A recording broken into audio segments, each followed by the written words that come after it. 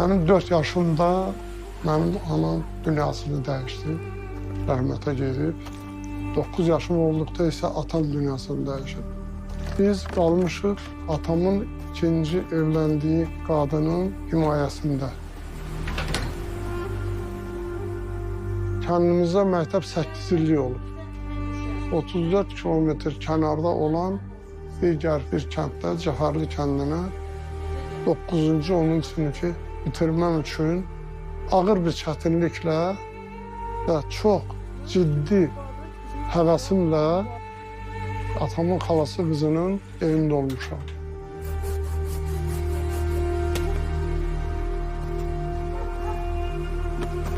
Doqquzuncu, 10-cu sinifi o vaxt 10 illik idi, 11 illik deyil idi. 10 illik məktəbi bitirincə məktəbdə seçilmiş 4 nəfər olubsa, onun biri də mən olmuşam. Yəni təhsillə çox böyük marağım olub.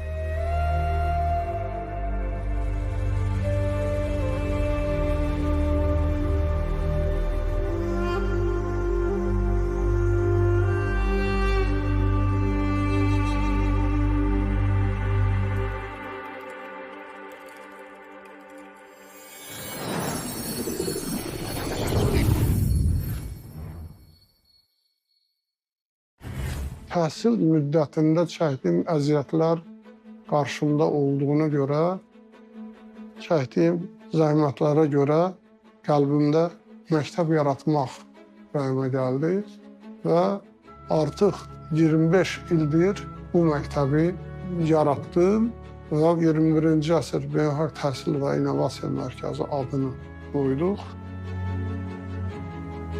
Çox illər bundan əvvəl böyük bir komanda ilə əsasını qoyduğum 21-ci əsr məktəbinin 25 yaşı tamam olur. Bu, əsrin 1/4 deməkdir. Arif müəllim çox maarifpərvər bir insandır. Yəni, o vaxt onun bu təklifi ilə, istəyi ilə bu məktəbin yaranması doğrudan da bu günləri artıq Azərbaycan təhsili üçün çox dəyərli bir təhsil ocağıdır.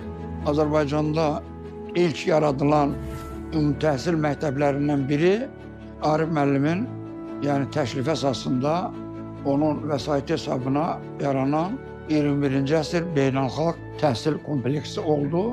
Bu məktəb getdikcə formalaşmağa başladı və ilbəil şagirdlərin də, müəllimlərin də sayı artmağa başladı.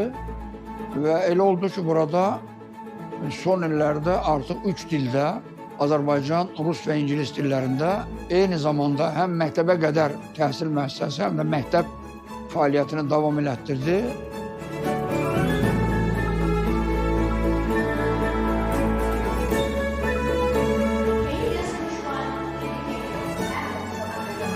Xeyli müddət 3 dildə, indinin özündə də var. Azərbaycan, Rus və İngilis dilində təhsillər getdi. İnsanlar evladlarını bura gətiribsə, onlardan müsbət nəticələri gözləməsi üçün şagirdlərin qidalanması, təhsilə diqqəti artırılması, iclasların keçirilməsi üçün orqanın yaradılması, təhsil sistemi tamamilə təmin etmək məqsədi ilə lazım gələn hər bir şeylərdir.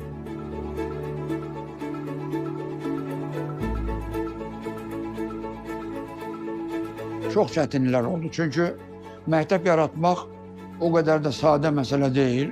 Ora kimi rəhbərlik eləyəcək, kimlər dərs keçəcək, hansı addımlar atılacaq, bunlar çoxlu suallar doğurdu. Birinci şagirdləri qəbul eləmək, müəllimləri işə qəbul eləmək, o dövrün özünün bir başqa bir tələbi vardı. Bu günləri bu məktəb artıq böyüyüb, artıb, şaxələnib, elə bir dövrünə gəlib çatmışıq ki, uşaqlar üçün süni intellektdən tutmuş, bütün şəraitlər var. Nəyə sevinirəm əsasən ki, yəni o bizim o dövrdə müəyyən çətinliklərimiz vardısa, ancaq bu günləri o çətinliklər demək olar ki, yoxdur. Hazırda həmin təhsil müəssisəsində 700-ə yaxın Azərbaycan vətəndaşı təhsil alır.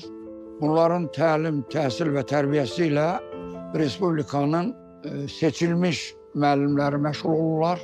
Hətta bir neçə halda bu məktəbə xarici ölkələrdə ciddi sınaqdan keçmiş, təcrübə qazanmış adamlar da dəvət olunub və bu məktəbin idarəçiliyində iştirak edirlər. Mən bu məktəbə gələndə belində çantası, ürəyində arzuları olan balaca bir qız idim. İndi isə böyümüşəm və bu arzuların bir çoxu artıq həyata keçib. Şübhəsiz ki, bu yolda məktəbin rolu mənim üçün əvəz edilməzdir. Çünki məhz burada aldığım biliklər, qazandığım dəyərlər və müəllimlərin mənə olan inamı sayəsində bugünkü kimi formalaşdım. Bu məktəb mənim bir şəxsiyyət kimi yetişməyimdə, dünya görüşümün formalaşdığında mühüm rol oynayıb. Burada qazandığım biliklər və mənə təhsil verən müəllimlərin dəstəyi gələcək hədəflərimin müəyyənləşdirməsi üçün danılmazdır. Mənim 2 övladım, biri artıq bitirib bu təhsil ocağını, ikincisi isə öz təhsilini davam etdirir burada. Və onların müasir düşünən, vətənpərvər bir gənclər kimi formalaşmasında bu təhsil ocağının çox böyük rolu var.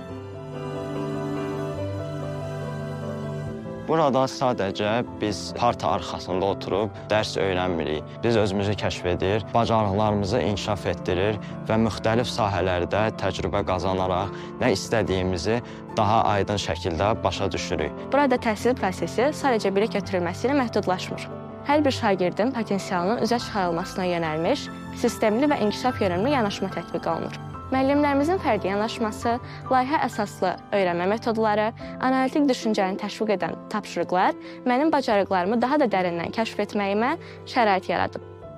Mənim övladlarımın elmi, mədəni fəaliyyətində məktəbin əvəz olunmaz rolu var və bugünkü gündə Elmirin qazandığı nailiyyət dünyanın ən öndə gedən universitetlərinə qəbul aldı. Çox sevindiricidir ki, hər il tədrisi bitirən 30-34 şagirdlərin demək olar ki, 80% xarici ölkələrə üz tutur, gedir xarici ölkələrdə dərslərini, təhsillərini davam etdirirlər. Mən artıq müxtəlif xarici universitetlərdən qəbul cavabı almışam. Bu, həm müəllimlərin fərdi dəstəyi, həm də müəllimlərin bizə göstərdiyi diqqət sayəsində mümkün olub.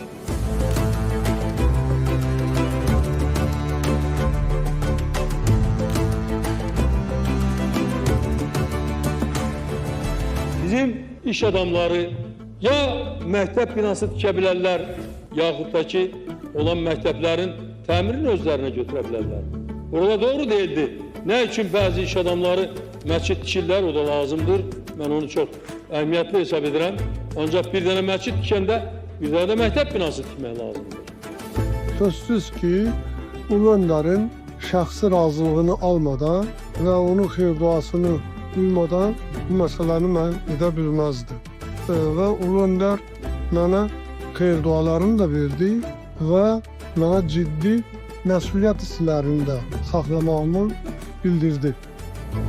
Ölkəmizdə yaranan bu gözəl şəraitə görə Cənab Prezident İlham Əliyev, ölkənin birinci xanımı Mehriban xanım Əliyeva təhsil üçün yaranmış bu mühit əlbəttə ki, bizim hər birimiz üçün böyük bir bəhrələnmə yeridir və uşaqların düzgün həyatda yolunu tapmaq, yerini tapmaq bu çox vacib məsələdir. Bugün mən gələcəyini planlaşdıran, məqsədlərini aydın şəkildə müəyyən edən və həmin məqsədlərə doğru sistemli şəkildə irəliləyən gəncəm. İnkişaf yolumun təməli məhz burada qoyulub. Karyeramda, şəxsi münasibətlərimdə burada qazandığım biliklər mənə hər zaman doğru yol göstərib. Məktəb mənim üçün sadəcə tədris ocağı deyil, həm də xoş xatirələrin toplandığı bir yerdir. Bu yolda mənimlə birlikdə irəliləyən hər kəsə təşəkkür edirəm. Beynəlxalq Təhsil və İnnovasiya Mərkəzinin dəyərli kollektivi, sizi 25 illik yubiley münasibəti ilə səmimi qəlbdən təbrik edirəm. Arzu edirəm ki, bu məktəb böyüsün, daha da inkişaf etsin, təhsilinin keyfiyyətini daha da yaxşılaşdırsın və Azərbaycan tarixində öz layiqli mövqeyini qoruyub saxlaya bilsin.